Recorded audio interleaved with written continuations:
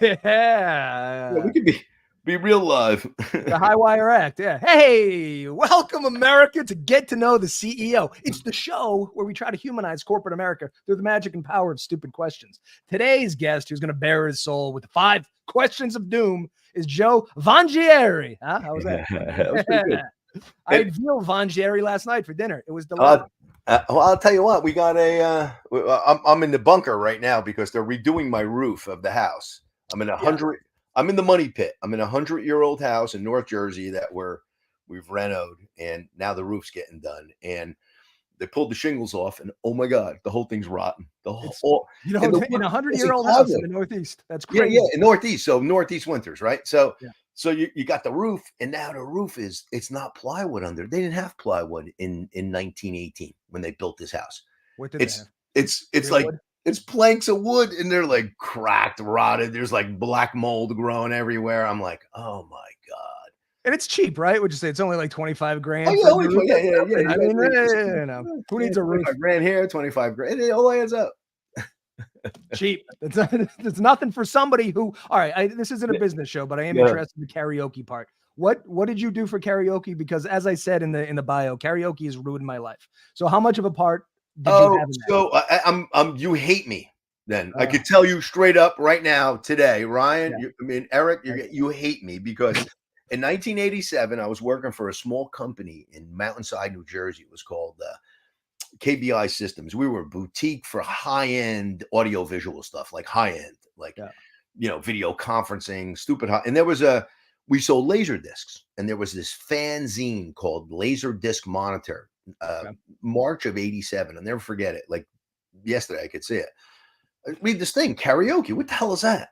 Coming out of Japan, they're on laser discs, and I was the number 3 salesman for laser disc players to the Wow. pro markets.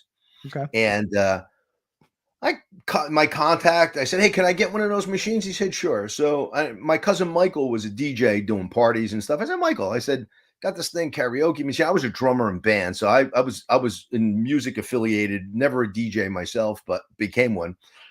But Michael was active in this area, and I said, "So you want to try this out?" He goes, and both our fathers belonged, of course, to an Italian American club locally here, so it was blue collar as it gets, right?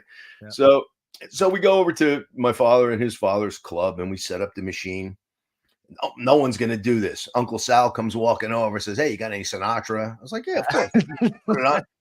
3 o'clock in the morning, we're like, we want to go. No, just leave the machine. We'll buy one for the club. And so that was '87. And then we ended up going to bars and restaurants across North Jersey with these Pioneer machines. And we were the only game in town at the time. And we ended up 60 bars and restaurants we had going. I had in New York, I had 4 or 5 clubs. Massachusetts on Thanos Square, I had JB Winberry's in '87. I remember it, bro. I remember it like it was yesterday. It's all your fault. And we were the guys that cassettes were huge, right? This is like for everyone listening, like hard to believe, but before the internet, there was no way to get music, right? And it was cassettes were the big deal. And every time you went up to sing, we made a cassette, person walked away with it. It was like we had our name on it. So we're booking parties like crazy because that's a good value add. Thing, karaoke, like they don't know the word. It doesn't exist, right? Yeah. So you hate me, like literally hate me. We even had a song, a TV show, like completely illegal. Now when I know about legal rights and streaming and like, so we had a TV show called Sing Along New Jersey, and we put it on local cable TV. Wow, really? Oh my God! People singing. Show. This was like before. This was like Star Search was this show. It wasn't even American Idol yet. I don't think so. I don't think it existed yet. And like we'd have people singing, and we were wise asses, so we'd put like cat screeches and dogs barking like behind. Which is what it deserves, by the way. That's exactly what karaoke deserves. Like people couldn't. But then you get the karaoke faithful, and they were like hardcore singers. And they get in. And I hosted. I can't tell you how many karaoke shows I hosted in my life. And now we're doing punk rock karaoke in Montclair, New Jersey. My buddy Roy's got the famous Meat Locker, which is one of the only existing punk rock clubs, I think, in the Northeast. Like there's only not too many of them left. And he's got great young bands. Like I just went to go see some great shows last weekend. They had the final the It was the Final Girls. They performed. They were great. It's like a lot of young punk bands play there. So if you're really into punk rock, it's in Montclair, New Jersey. That's a joint to go.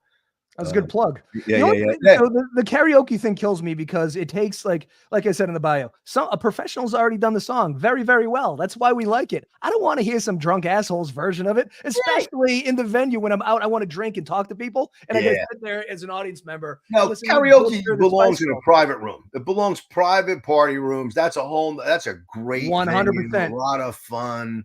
Oh, Yeah. so I'm an Army brat. I graduated high school in South Korea. South Korea loves karaoke. You rent a room with your friends. You're going Yeah. there for the specific purpose of hearing people sing shit badly. But Yeah. when it enters the general population, Yeah, oh my God. bad move. It's like going like I have friends that play in pretty famous cover bands, like big time, like Yeah. Eagles kind of cover bands and stuff. And they're good, dear friends of mine, and I nothing against it. But like you got to take me kicking and screaming to a cover show. Like my one buddy, Dave Castle, God bless him. I mean, he's like at Tennessee Theater's band 1964 is playing. It's a Beatles cover band. And I'm like, oh, that's the last thing I want to do. It's just like I'd rather pull my ears out, right? But I went and they were great. I was pleasantly surprised that I actually went the next day. This was about 10 years ago. And I went out and bought the first Beatle album, Please Please Me. I went out and bought the vinyl because I saw their show. You were I was like, inspired by the cover yeah, band. it was inspired. Like they showed up with the proper shit though, the Vox amps, the Hofner, everybody was doing and they were good at what they did. Well, So, what a beautiful segue, I got to tell you, into your first three bands, because you're never going to believe who your first favorite band is. yeah, it's definitely the Beatles. I mean, These boys. I got to tell you, this band lives on this list. I would say for every two of these I do, the Beatles appear.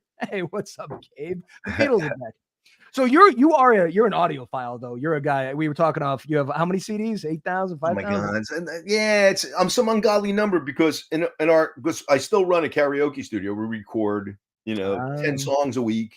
And back in the old days, my daughter's eyes roll when I say that. Back in the old days, we used to get the CD and we would do a Nashville number chart, chart everything out. Nashville numbers for musicians on the call from the Northeast. It's the most amazing thing for a session. You do your whole session, every instrument in Nashville numbers. You'll go lickety split through it and it'll sound great because everyone will have, you don't have to write out all the sheet music. And then you can transpose it either up and down keys. It's real simple. Look it up. Nashville numbers. So we write up Nashville numbers and then we listen to the original and then we'll noodle on it and then say, okay, we got it. Boom. And then we'll record it. And that's how we blast through a lot of soundtrack. And I'll tell you what, it's been a fun time recording all this stuff. And we have a lot of great Beatles recordings too. I think we just did. I just did another version of Imagine recently. Yeah. Sacrilegious, but I was gonna say, that's you should be. Yeah, the industry wants it. Like, so you hate me, like you totally hate me because karaoke on demand. That's one of the stations I have. I have verse karaoke with Cinever. Like I do a lot, like on YouTube or karaoke on Vivo. You listen. You have a $25,000 roof to pay for, so I'm not gonna.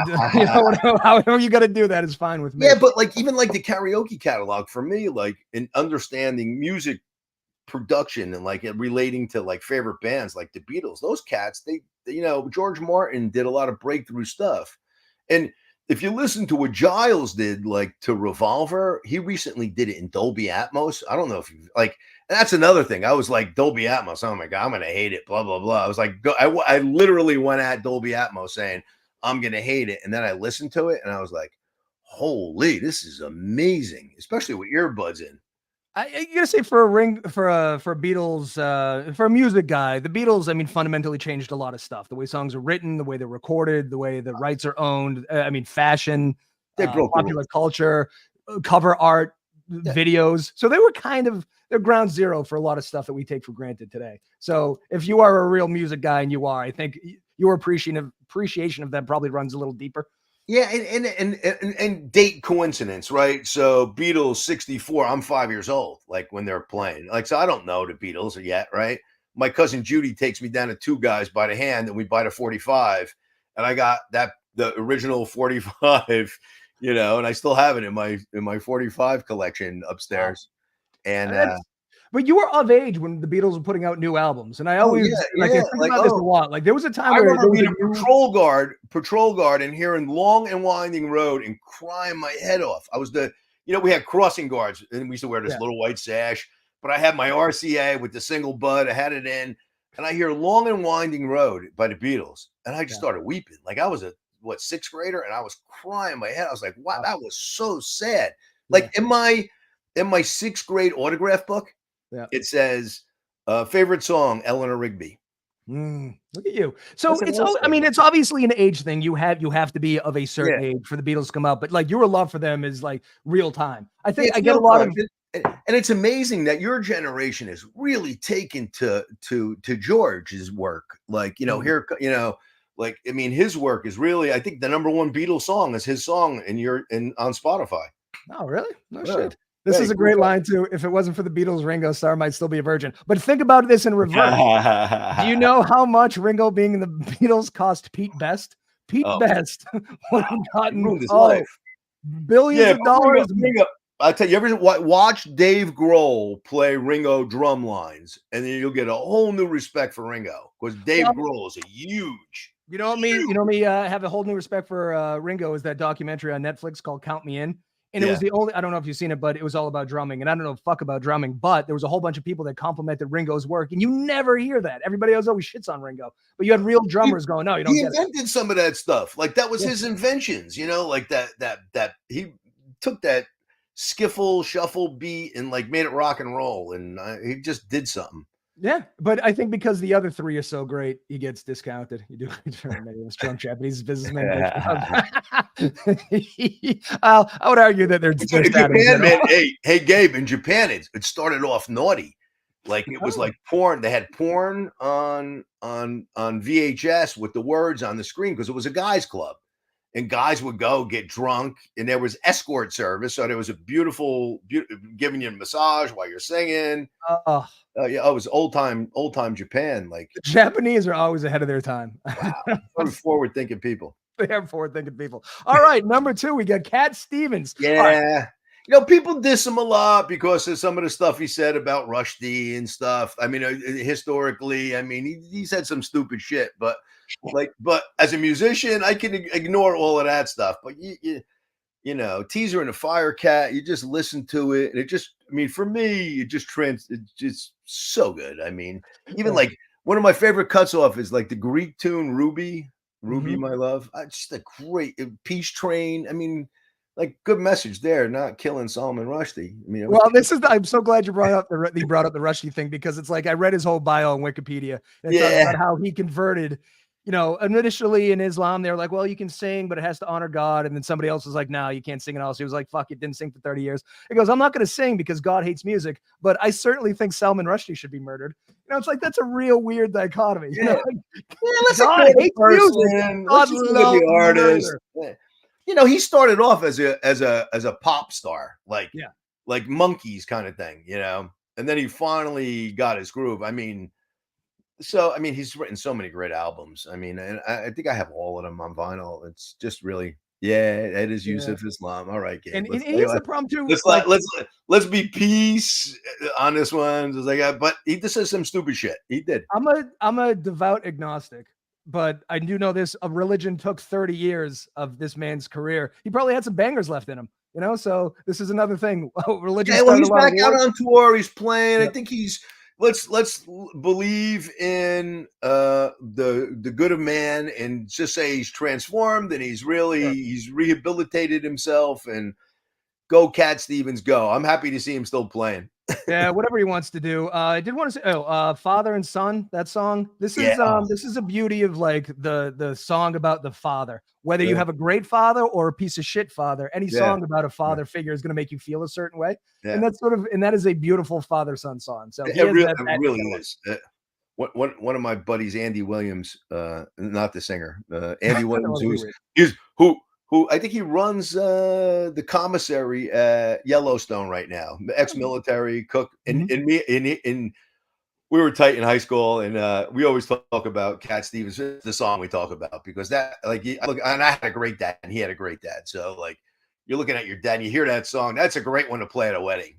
Oh yeah, it's gonna crush. That's gonna kill every Oh, time. I tell you this yeah, too. If you read the YouTube comments under that song, it's like yeah. everyone has a dad story. Either they just died, or they're dying and they're crying. It's a Mhm. whole thing. It's unbelievable. Yeah, All right. Speaking of a band that sings some soulful tunes about things, I love that there was a period of time in the United States where these two were rock and roll stars. I mean, look at them. yeah. When they start like you think about it, right? So it's the 1960s, and you figured folk music comes out of the South or the West Yeah. or something. You don't Good think point. you're not thinking the Village in New Yeah, York. that's a good point. Last place you're thinking is Cafe Wa, Yeah. the little rat hole inside a rat hole.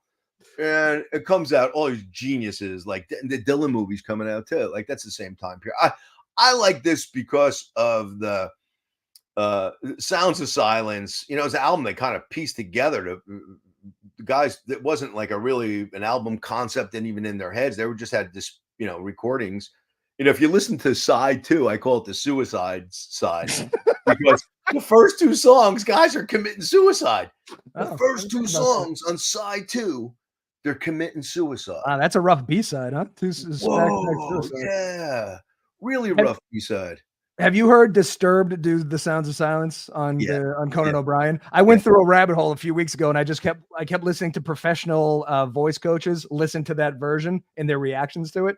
I think that their version captures the anger of that song certainly more than these two fine gentlemen. But I'm glad they gave it to us. Yeah, I mean, it's like if you're feeling like the word nostalgia, right? Because I'm at that point in life where nostalgia can creep in, right? And nostalgia is fucking dangerous as hell because if you look at it, it means to look back in pain. Like there's pain. The pain of an old wound. Yeah, pain of an old wound, and it really is. And it's like almost like a time machine. Actually, they made a movie of this thing, and I can't wait to see it. And every time this woman, I was going to say chick, but then people are going to get mad at me. I say it all the time. The woman takes out an album, and her husband died. Her love of her life died, and then when she takes out an album and plays the music, it takes her back to that point in time, and then she's there with him again and can communicate with him, and it's kind of transformed. Like when you take out there's like something about like. I don't know how old you are or what demographic you are, maybe 90s kid, looking at stuff. 43. So I started I was getting into music early, but it was hair metal. And then I did the transition. Awesome. So you have CDs or cassettes that you really dig, right? My first CD was Look What the Cat Dragged In by Poison. So I was like into music very early. And then I went through every, like once grunge came around, I didn't stop liking hair. I was just like, all right, well, so I have no like anger towards any music. And my father's a huge audio guy. So he has, just like you, thousands of CDs. So I was just exposed to this stuff too. So you have a certain nostalgia. If you go to some stuff, it'll be like, oh yeah, well, and it takes you there. Like you're there, and like it's interesting. Like when you see friends of yours, and you get together and they put on one of those old bangers that you dug. You're all like all of a sudden you're all resonating the same vibration. You're like in with the music, like you're there already. So I think I like Gabe. He's a wise guy. So it takes you there. And they say too that like the music of your youth, specifically probably your like your teenage years and like right below that is the same music that plays at your funeral. And that's kind of true. That shit stays with you. Like every time we have a party, we just had my joint birthday party for my 7 and 3-year-old. I put on 90s hip hop because that's what my generation listened to when we were in, late college. Everybody's doing this. Yeah, exactly. So, the Chronic comes on and a whole bunch of white people like, oh, I feel it in my soul because it was playing during those years, And you were smoking weed back then. It was, look, I was Tommy Silverman from Tommy Boy Records did one of the best winter NAMM. No, it was the Winter Music Conference in Miami. And he went on stage and he was talking about musics from like the 60s on and the drug involved in the time. Yes. It was fascinating. It was one of the most fascinating. I remember it like it was yesterday. And it was fascinating. And he was spot on. Yeah, Like, I mean, when you listen to like the sort of clubby electronica stuff that came out when I was in college, it feels like ecstasy because I mean, that's what we were doing when we were listening to that I music. owned a label at that time called Subsonic. We had DJ Icy, There you we go. had Funk Lab. I mean, I had a lot of big bangers, and we would sell vinyl 12-inch singles. And that was a gas. I mean, we would press 10,000 records, sell out, and every week we launched another record, and it was a 12-inch dance song. What And a we would great industry push. you chose to be in. It was a lot of fun.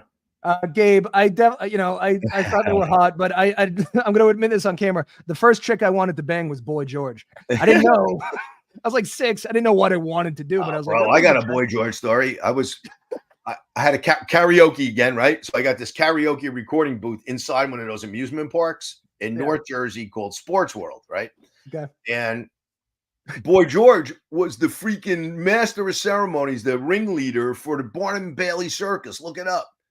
And he's going there to promote it to these kids. And like, it's like after he cleaned up and stuff. So he comes up to me, he goes, "You got a wireless mic?" I go, "Yeah." He goes, "Can I borrow it for talking?" I go, "Yeah." So I go, "You want to?" He goes, "Hey, you have any?" And at the time, I had 2 babies, and he goes, "You want to go to the circus with your kids?" I go, "Yeah, absolutely." He gave us tickets, and then he called us out during the circus. So we were in Brendan Byrne Arena in Jersey, and that's where it was. It wasn't a garden; it was Brendan Byrne Arena, and he called us out, and spotlight went on my. So it was a real. So I got a Boy George story. You got circus tickets from Boy George. What Circus the tickets? fuck? What a world! You What can't a world make we this live in. shit up. I have my friend was in the band Aerosmith, right? My buddy That's Mark, my favorite band of all time.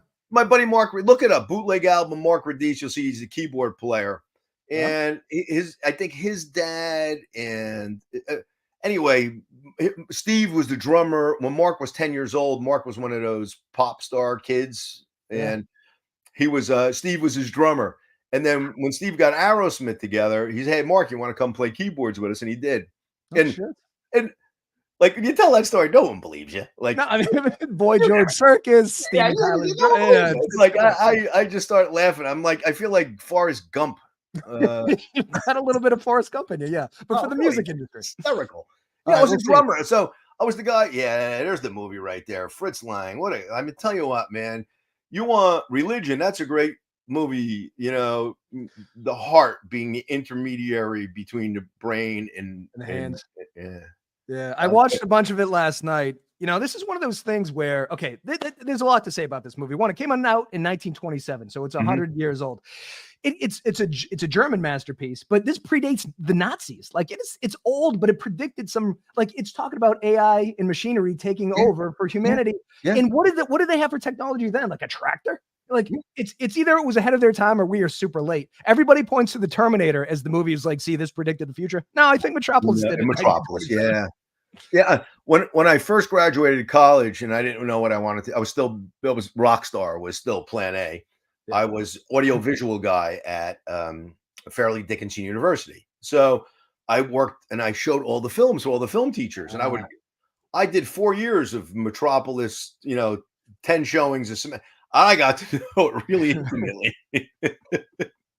I think Lang is a genius. It's wild too. It cost $21 million, which you have to imagine before you knew that like movies would make money. And I don't know if it made its money back, but that is an astronomical amount of money to pay for something that's brand new technology, essentially. The lighting, the transformation of Maria, like when she you're like, whoa, wild, right? This must have been. You ever hear the one with Queen? Queen does a soundtrack to it, or Brian May did a soundtrack to it. It's phenomenal. Yeah, I think it didn't occur to me, but it's fucking. The other thing too is just the main the main good guy, the guy whose father's the piece of shit. The selling that you have to do in a silent movie. Maria does the same thing. It's just such a different kind of acting. It's so over the top, but it fits the genre so perfectly. You couldn't do it with words, but there's so few and far between. He has to really sell everything. And actors back then, they really got their money's worth because it was drama. Yes, it was intense. Like for a 100-year-old silent movie, I was getting into it. So what else is a great movie by him? M. This is the balloon and child, whatever nastiness is going on. We never see the guy, Peter Lorre, the villain, kill the kids, but M. Oh, okay. Oh, it's silent and it's so disturbing. It's a great Halloween film, totally freak you out. Like, Okay. yeah, totally freak you out. I think it's notable too. Like, it's worse than Pennywise. Yeah, Shit. yeah, And it's silent? Well, yeah, it'll get you. It's crazy to think what 100 years has done from what they had to deal with shooting this thing with special effects and how much, and now you look at any CGI thing, it's like 100 years in terms of humanity is the blink of an eye, and we've come technologically so far. It's unbelievable, and I don't think people appreciate it. No. All right, number 2. I am shocked at the New Jersey guy with Italian heritage with the Godfather. Okay, so it comes out, right? My father's Italian American club. Of course, they're all picketing it in front of it, right, with the signs, bad for Italians, blah blah blah. And meanwhile, as soon as all the people went in, they put the signs off to the side, and everybody went in the theater. Yeah, well, of course. Oh my God, it's like the whole. I mean, the transformation of Mike is just epic. I mean, it's like that's what happens to not a toxic masculinity, just but being masculine, being a man, like, and taking on the valence, the power, the valence of that position within, protection. And look, you can't lose out on the appreciation of that. Even though Michael is toxic, he doesn't, he's killing his brother. I mean, he just becomes evil. I mean, if he's killing people. So, I think that's the number one in like the Mosaic law, right? Thou shalt not kill is number one. So I think it's up there. But we all fall in love with him, and we fall in love with this evil bastard. And then all of a sudden he's like, all right, yeah, it makes sense. Michael should do that. Yeah. Should shoot the guy in the head. And you feel good when he shoots Salazzo at the restaurant, when he shoots the two guys in the restaurant, especially when he gets the cop and then he gets the other guy. It was beautiful. It's interesting to think about too, because this came out in 1972. I could understand why Italians would pick it because it doesn't exactly shine Italians in a positive light on the surface. But I think maybe in the 70s, I think it was probably still a very Captain America-esque time where we didn't like the anti-heroes. Now we love anti-heroes. Oh yeah. It was like, the dumb analogy I use is Hulk Hogan, eat your vitamins, say your prayers, whatever. Then Stone Cold Steve Austin. Like, we went from this, the most popular superheroes like Wolverine and Deadpool. They're anti-heroes. They kill. And that's what this, I think probably in the 70s, the idea of the anti-hero hadn't been accepted. The wrestler in 70 was Bruno Sammartino. Exactly. Neil Mascaris, Chief J Strongbow, Haystacks Calhoun made his first appearance back then. Very heroic. There's no shades of gray. They're all good all the time. Virtuous. And I think now we love that idea that the good guy has some, there's layers. And I think this. And for me, like this time period, I'm starting to play in bands, and we're starting to play Lou Reed. We were into 73, so we're starting to get into MC5, which is arguably one of the first punk bands out of Detroit. And they were great. I was a big Dead Boy fan. Your tastes are wide. That's what I played. I played in a band called the Reactors. I mean, we were playing CBGBs, Max's Kansas City, Gildersleeves, the Dirt Club. I'm on the Dirt Club album. There was a club in Newark, the Newark Bloomfield line, called the Dirt Club, and I was in a band called the Abstracts. And when I learned how to play the drums, I went from punk rock to new wave. I became a new wave. Natural transition. Yeah, I transitioned. I learned how to play a few beats. I was like, I'm pretty good at this. It's funny we're talking about this because I just watched the documentary about the Whiskey A Go-Go and the Rainbow. And I was like, fuck, man, I wish I was in a band back then and like hanging out at these places. And you were, but on the opposite coast. Yeah, but my daughter played the Viper Room right before the pandemic with her band Bible Belt, right? And she's the drummer in Bible Belt. And they were about to blow up, and then a freaking pandemic hits. And I'm like, always the way. Yeah. Where they play nice Christian rock with that? They were alternative rock with a twisted name, Bible Belt. Yeah, I figured maybe it's more like that. All right. This wonderful piece of cinematic perfection. This I didn't know. So I did a little bit of research. This was Jimmy Stewart's first role after he came back from World War II, which explains a little bit of the harshness and the rage, I would think. You look at the bridge scene. You watch Yeah. the bridge scene and keep this in your. Now remember, Capra was on the front lines too, filming all of it. Capra filmed the whole damn. Capra signed up the day Japanese attacked. Capra goes, okay, what can I do? I have more power than missiles. I have more power than missiles. He went to the president, goes, I have more power than missiles. That's good. He goes, I'm going to put together. There's a documentary on it too, where they took all the top directors of Hollywood at the time, and they went to the government and they said, we got this. We're Hollywood. We're going to get the American public, because it's going to suck for the American public. All their sons are going to die. Like my father's neighborhood, all of my uncles went. I mean, like my father said gold stars were on every house, like in a blue collar neighborhood, like not like the rich kids. And like my AI company and my karaoke company are in Tennessee, and I meet a lot of rural guys, and they have the same stories. They have the, World War II. Stan, my CFO, I went to his granddad's funeral, and he had a picture of the surrender in Tokyo, on the ship. He was there as a kid, and like they went like, and we fought in this, I guess, just war. I guess it was a just war, and it's a war. And he gets back. I think how many sorties did Jimmy Stewart? Jimmy Stewart flew. It's crazy, right? Over Germany, getting shot at the whole time, like 45 sorties, like like people like he wasn't supposed to come back. Like you were not, like the Memphis Belle. Go watch that movie. Like, you're not supposed to come back from this stuff. It's like fucking Ted Williams win. Could you imagine if like DiCaprio and Tom Brady went to war? Like, no, insanity. It's such a different time. We had a kid recently. Didn't he die? Wasn't there a football player or Pat Tillman died? Yeah. But yeah, it's right. I'm not saying anything disparagingly. He wasn't Jimmy Stewart. He didn't have, No. God bless him. I mean, God bless safety for the Cardinals. Don't get me wrong, but like you had A-list guys going over A-list. I mean, top of the game guy. But he knew that this was, when they say existential threat, I mean, Hitler was a freaking existential threat. It was like he wins, everything changes. Like our wars today, and again, I'm not disparaging, but they're, for the average American, doesn't really affect anybody. Like Japanese, we pushed them into it. Like we froze their money. Like we did some shit to the but we wanted to do it. We poked the bear so we could get into the war. Yeah. Well, it does explain some of the more intense scenes, like when the drunk pharmacy guy is slapping the kid and he fucks up his, like there's a lot of emotion in the movie, like the sequence of broken dream after broken dream after broken dream for Jimmy Stewart, and then he snaps, and then the end always fucks me up. Like sad movies don't make me cry, but inevitably when everybody comes in and starts giving his character money, like I have to hold back. I gotta like pinch myself. Yeah. When the banker throws it in there, you're like. It's unbelievable.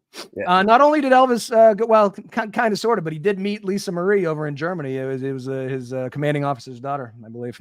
Yeah, there's a whole backstory to that Elvis going to war thing. It was like they were trying to whitewash Elvis. He was getting too black at the time. Oh, so they had to go white. So they joined the military. Like Colonel Tom, like, I mean, Elvis like put Memphis on the map and got so many musicians notoriety. I mean, he's right behind. Oh, there's Elvis right there. Big Mama Thornton, she was real happy that he covered that, hound dog. There you go. A lot of did Taylor? I believe yes, I believe Taylor Swift. I think is a retired colonel. If I don't know the backside, I haven't read the Wikipedia, but I think so. I don't know. I think her family's. I think her grandma's. I wouldn't mess with her. I think she's part Italian chick. I wouldn't mess with her. Yeah, I'm fine. I Irish Italian. I should mess with you, man. She's got a Super Bowl winning boyfriend now. Like. People were posting this meme. Oh, how can you trust her? She's bad choice. I go, your sister's ass. She's got a Super Bowl winning boyfriend. Three rings. Yeah. I think he's gonna be okay. Yeah. I think she makes good choices. She makes unbelievable choices. Here's the other thing that everybody kind of knows about It's a Wonderful Life. They say it didn't do well financially when it came out. But I think there's caveats to this. One, it was nominated for like 8 Academy Awards. I think it won a couple. And I looked up the movies that came out in 1947. There's nothing that you would remember except for this movie. So I think that's a little overblown. Yeah, and then I mean, for more than even Christmas, just for life. I mean, just because they had the part of this, talk about nostalgia, like on balls to the wall, is Christmas. I mean, that for a Christian, I mean, For that's emotional? Sure. oh, forget it. Like, I think suicides are the highest at that point. Like he's gonna jump off the bridge on Christmas. Like that's a number one time to go. So we got to move on, but I watched the Tarantino documentary once, and he said his favorite movie that he did was Jackie Brown because it harkened back to a time where you would just hang out with the characters for a little while, because then later you have an emotional investment about what happened to them. That's right. I think in It's a Wonderful Life, it does a beautiful story of going from like he's a kid and then he's in college and then he meets the girlfriend. So by the time he's about to commit suicide, you have a vested interest in the character. Yeah. And I think that's sort of The Godfather does the same thing too. You hang out with them at the wedding. That's right. Yeah, you watch the whole. Instead of jumping right into the action, they set, for an hour, you just kind of hang out with them. Real storytelling. Yeah, real storytelling. Exactly. Yeah. All right. Hey, speaking of storytelling, let me say this about your 3 books. You were the first guest to ever do 3 fiction books. Everybody else might throw in maybe it's usually nonfiction, but you've done 3 fiction, which I find fascinating. Yeah, well, I learned from this. I mean, I learned from 1984. I learned a lot from 1984. 1984 entered a lot into the zeitgeist, like Big Brother, The Thought Police, what is it, Doublethink. I mean, it's like a powerful novel that kind of. How many fingers, Winston? How many fingers? See, it's all right, where do you think we're heading towards this reality? Oh, we passed that already a long time ago. I mean, that came out. I think he was a little. I mean, he was a little late on the chain. I think that probably happened in the late 70s. I mean, with the Patriot Act, and here's the other thing: he didn't predict social media, but we're sort of doing a lot of people a lot of favors by putting shit out all the time. It's less, less intrusive in work they have to do. We volunteer. I mean, look, it's unlimited, right? And we're about to hit a whole new age of information overload. I mean, it's going to be hitting us now through. I mean, freaking Musk is working on a thing that your brain's going to hook into the AI. I mean, come on, like that's. I like Gabe. Gabe's going deep track on this. That's what I'm sorry, non sequitur. I was reading them. He's a learned man. The thing about it's almost like the toothpaste out of the tube thing. If brain implants are going to be a thing, and if they improve you cognitively or they improve your work, everyone's going to have to do it, or it's going to be this weird separation. It's going to have a weird class aspect to it. Those with the brain chips and those without, and the ones with they're going to be way fucking smarter. So you know what that means? Everyone's going to get them, and then there we go. Now we're fucked. Yeah, I mean, that's the way it's going to happen. It's going to evolve. It's going to happen. Like we're sowing the seeds of our own destruction, but you can't put up the toothpaste out of the tube. No one's going backwards. Transhumanism. Yay.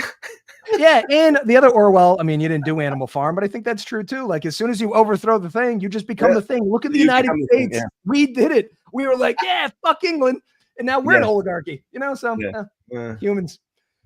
I want to end up on the island, Jura, where he wrote 84.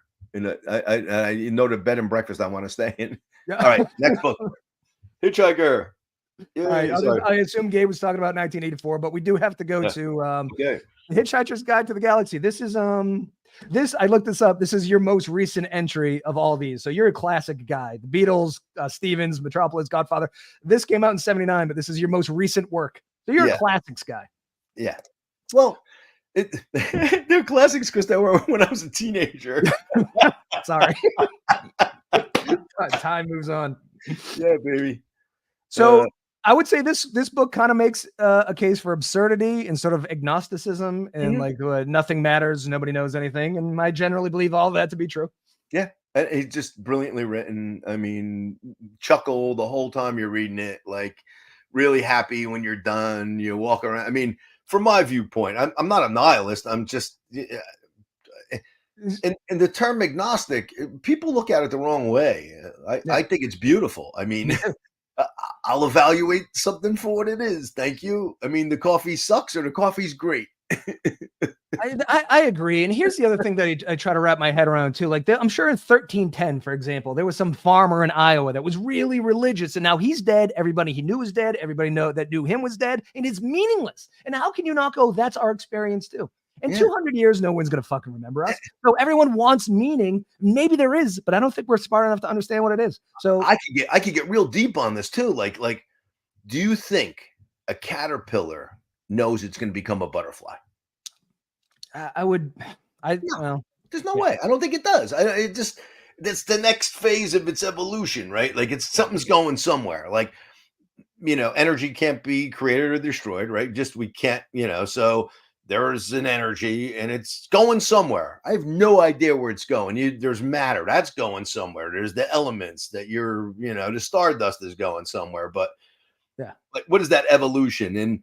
And like my dad loved him to death. He had Alzheimer's. We were hanging in the backyard having a Dunkin' Donuts, and he's like, with the last things like he's saying to me while he's cognizant, he goes, "Look, well, I still have it because I'm starting to slide."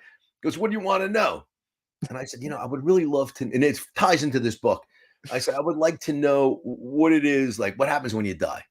He thought about it for a moment, took a sip of his coffee, looked at me, goes, "You like to sleep?" And I go, "Yeah." He goes, "Good." He said, "Good."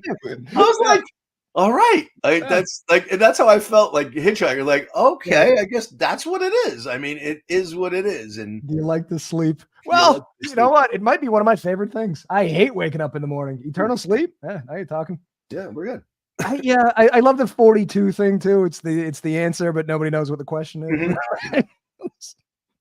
And the towel, like the towel. Yeah. Oh man, this guy's fucking. Bill Nighy was. Yeah. That's right. That's right. The movie. Yeah. The absurdity to like Babelfish. This has entered a lot of things into the lexicon. Elvis. You're an Elvis fan. Elvis. Yeah. Oh. It's just and I think it's part of a 5-part trilogy is what Doug Adams calls it, which is pretty funny. Yeah. Also, I learned that Doug Adams and I think David Gilmour are very close, and Doug Adams named the Pink Floyd album "The Division Bell." Oh yeah. That's right. Yeah. See, Gilmour. I'll tell you what. When there's a documentary, and not to digress, well, Pink Floyd, and they're talking. You listen to them talk about music. It's like no other band talks about music. I say this all the time. A lot of bands sound like other bands. Like Aerosmith is my favorite, but Rolling Stones, Aerosmith, blues-based rock of that. The kind of no one sounds like Pink Floyd. There's no one who's like, you know what? That's Pink Floyd-esque. No. There's nothing that sounds like Pink Floyd. Nobody gets close. I mean, that was. I mean, to repeat. They get a bunch of lead-up albums to Dark Side of the Moon, right? Pipers are pretty good, but then you get Dark Side of the Moon. Then you go follow it up with like more bangers, Oh my God! After Dark Side, they were off to the fucking races. It was ungoddamn believable. I love to just in terms of like musical, because I watched a bunch of documentaries, but on time they had to sync the clocks up. Like that's not a computer. They had a bunch of fucking clocks in a room that they had to set to go off and say, "Oh my God!" The synthesizers they're using, they're manually timing that stuff with knobs. Yeah. The album cover with the giant inflatable pig, that's real. They really had to get a giant. Today you could just look, Google giant pig and put it up. No. They had to get a giant fucking pig and fly the sky. Crazy. I love that they used the pyramid in the spectrum as well. Yeah. Because music it could be attributed to color as well. They're geniuses across the board. Yeah, but the way they talk about the music is like they're all art school at the time. They all graduated art school and they were very serious about their art. I mean, it was art they were creating. It wasn't, and they were doing the album experience, which is a whole nother animal. Like it's 40 minutes that's supposed to delight you and give you a thing about, it's an experience. It's different than like, there's not a lot of experiential albums. I think Styx maybe by what's his name? Oh God, I forget his name now. Young artist, new artist. He has got an album called Styx. I thought you were talking about the band Styx. No. They were albums. I saw them play. So I saw them play as well. God, but anyway. The Who kind of did concept albums and they did complete operas. I mean, and Tommy and Quadrophenia. I mean, a lot of bands back then did albums. Joe's Garage, Joe's Garage. But I don't think it's very singles based now. I don't think anyone's sitting down for an hour and listening from start to finish. Everything's TikTok now, and it's like 16 seconds. What are you talking about? I I mean, know. next. It's like very short attention spans right now. Well, speaking of, look at this segue. Yes. You cannot read. You cannot read Lord of the Rings with a short attention span. I tried. I didn't get through it. This was tough for me because I'm mostly a nonfiction reader, and Tolkien does a lot of scenery setting, a lot of talking about the lush. This is super Catholic. This is about as Catholic as you're gonna get. I mean, it was tough for me. But I mean, again, this came out what year? Right after World War II. Yeah. So this was he's writing it then. He's writing it in World War II. So it's timely, and I mean, listen, I'm in the wrong here. It sparked the whole Dungeons and Dragons and the movie series, like this whole world that he created. Yeah. Well, it's and just good and evil. I mean, he really nailed it. I mean, he did a good job with it.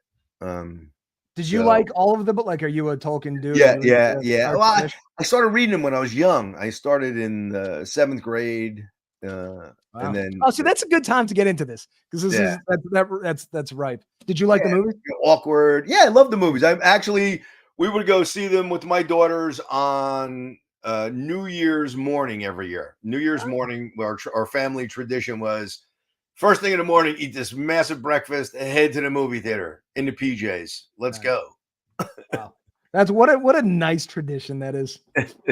Speaking of food, though, this is beautiful. I didn't make the montage because I wasn't sure. There was some vagary to the answers, and I didn't want to do pictures and things that don't. But let's start off. So raw oysters. This is your death row meal, by the way. Yeah. Raw oysters, real important, and hot sauce, of course, and horseradish, the whole 9. I was going to ask mignonette, cocktail sauce, lemon, everything. I need every condiment, like some of the crunchy garlic, spicy stuff on top, like some of the places really do it well with those big oyster and have the oysters and the shrimp plates for appetizer. When I was in college, I worked at Legal Seafood as a bartender, but if you bartend there, you have to shuck. So I was shucking every goddamn night. But let me tell you, that's not great for college because you come back to the dorm smelling like raw oysters. Yeah, it's not, but they fucking taste great. So you got that going for you. Oyster Festival, October 12th in Chincoteague, Virginia. Oh, nice. Yeah, that's a great one. You gonna head down? I don't know. I'm not gonna go this year, but it's a lot of fun. That's the pony penning, the island of Assateague where they have all the ponies running.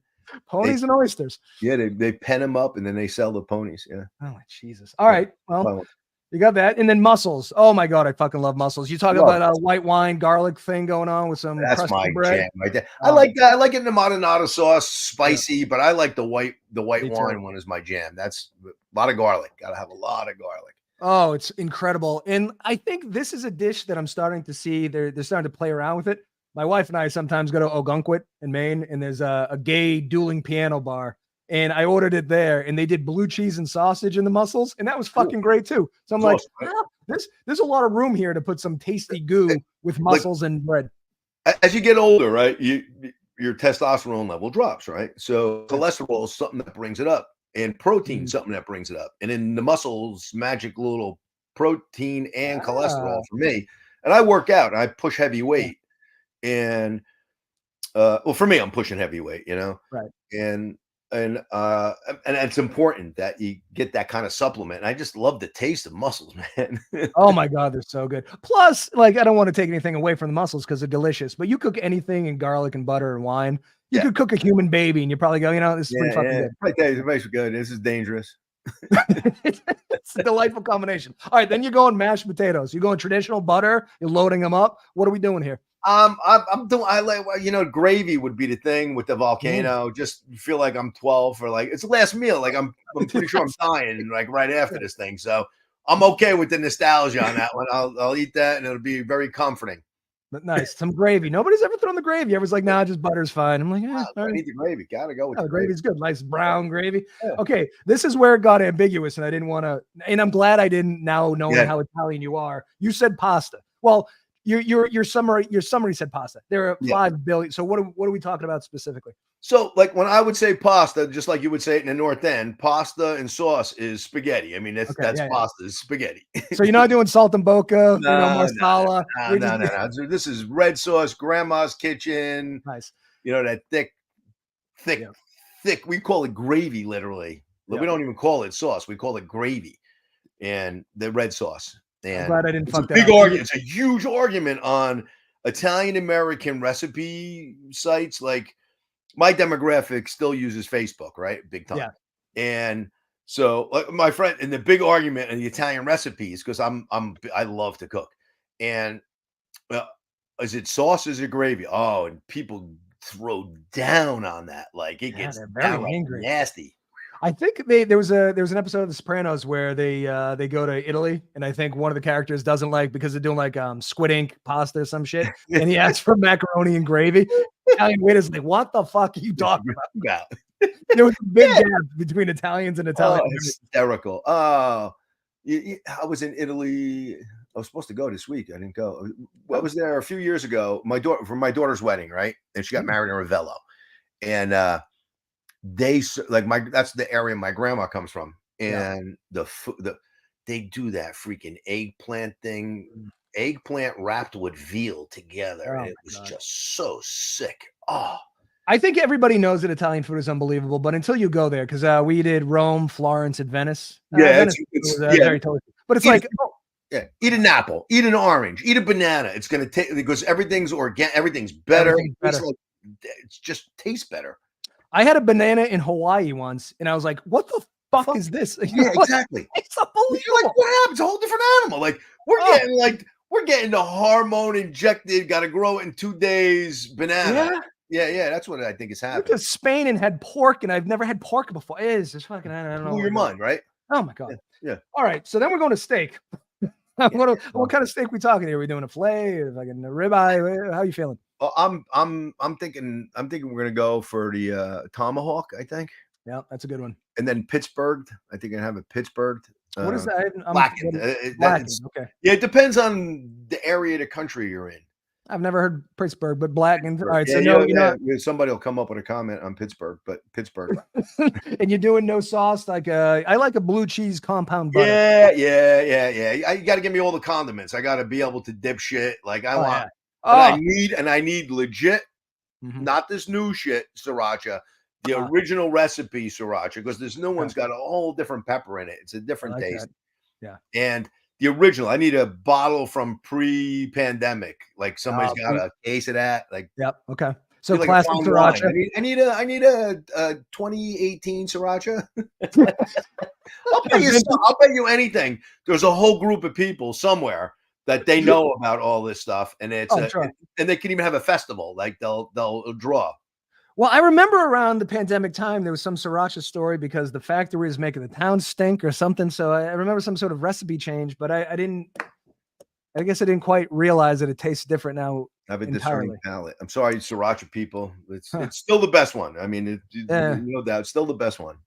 I do. So the beautiful thing about steak is it's like it's one of the best things on the planet, but nobody has a problem with dicking around with it. Like if you could put different sauces on it, different rubs, we're all okay with taking this unbelievable thing and trying to make it better. And I like that about steak. Not a lot of pretentiousness to steak. Yeah. Oh, well, I tell you what, steak you can have a lot of fun just in the skillet. I mean, I'll do it a lot in the raw, right in the skillet.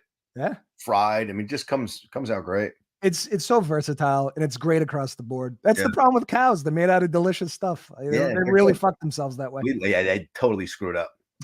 All right, then at lobster. How are we doing the lobster?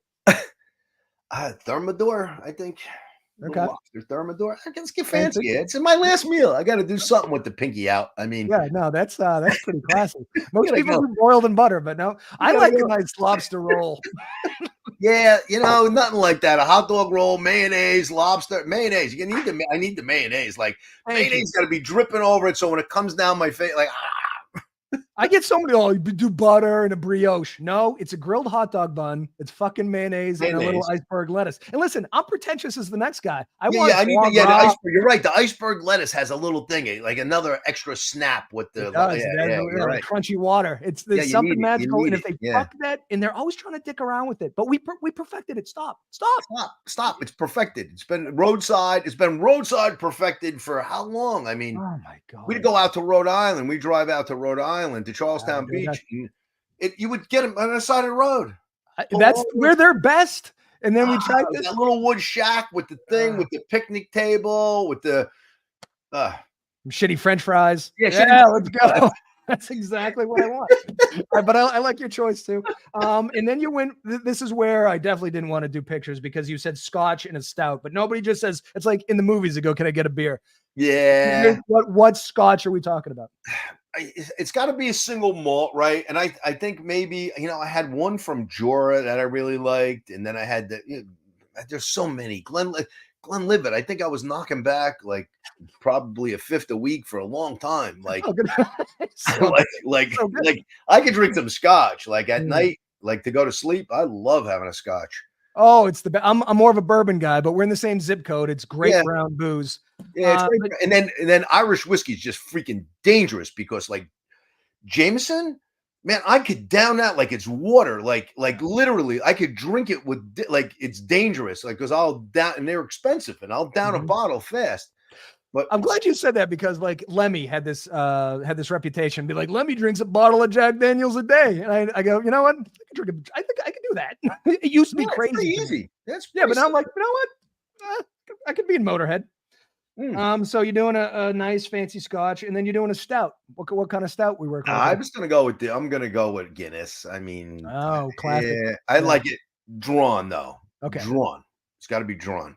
You're shouting out to your Irish friends. One properly poured Guinness before you go. Yeah, it's got. That's the last thing I think. That'd be the last thing I sip. Then that'd be it. We're good. Well, right before that though, we got to talk about dessert, which is carrot cake with vanilla ice cream. I fucking love carrot cake. Or my wedding cake was carrot cake. That was my wedding cake. That was my wedding cake too.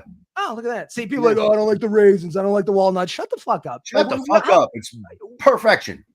And then the cream cheese icing, like it's perfect. So much flavor.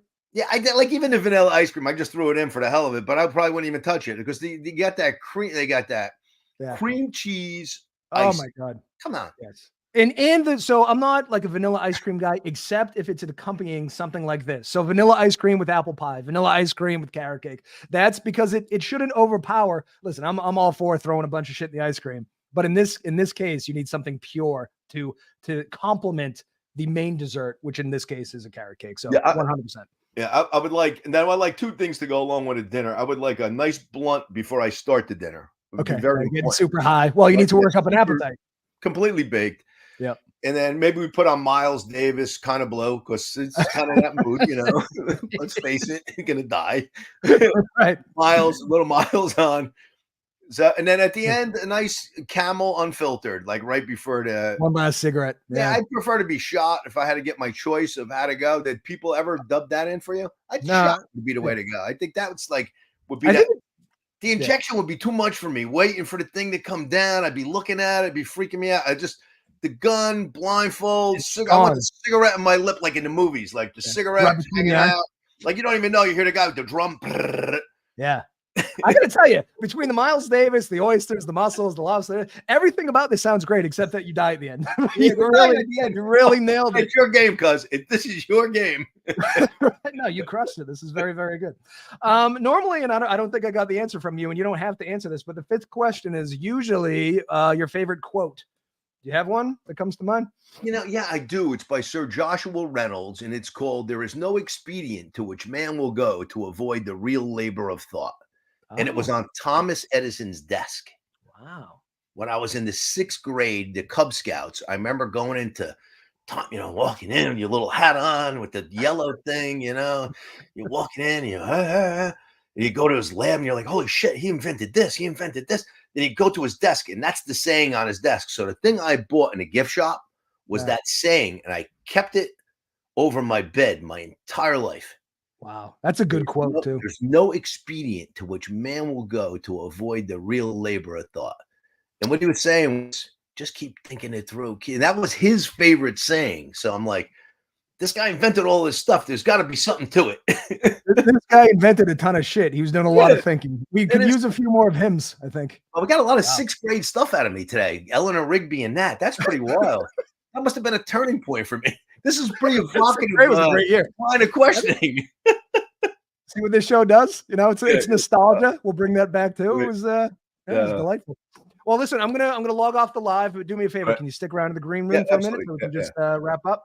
Sure. Well, this was fantastic. You, I'm not just saying this because you're in front of me. Great, thoughtful guest. Opinions about your answers, which is always good.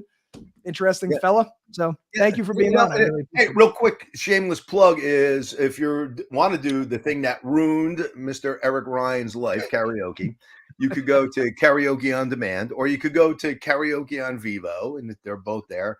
About to launch Verse Karaoke with Cineverse. That was a pretty big deal for us. And then we've gone into stealth mode on our AI. We hold 7 patents in analysis and of music and music theory to break down and to create new work of music, not using other people's music. Like there's companies being sued right now, like Sonos, Udio. They're all getting sued for using other, like, don't use people's stuff. But we're developing that out, and we did a voice product that ties into our karaoke because we teach people, we can teach you how to sing using your voice by building a voice model. You go to a music teacher, they're gonna hit middle C, ding ding ding, sing it, high C, and you learn scales, and so same thing with your voice. But if you hear it in your voice, you know you can do it because you hear it and it's built. And then I could put your voice on any hit song, and we did this with the company NVIDIA, and you could go on their website, NVIDIA GTC, and just type in DigiTrax, the name of my company, DigiTrax, and you'll see the technical poster that we put up there, and it really works cool. Like I could put your voice on any song perfectly, so you don't have to hear a bad karaoke version of yourself. I was going to say you cover the entire spectrum from people butchering New York because they're on their fifth bottle of Jameson to the person that actually wants to learn how to sing. Learn how to sing. Yeah, well, that's the big thing. You know, I've come along. I started in karaoke in '87, and I tied it in with the AI because AI needs music to learn, and that's why I bought the catalog 12 years ago. And I've been working on this catalog for 12 years now. And we have Karaoke on Demand, which is an app on the OTT, like Roku and blah, blah, blah.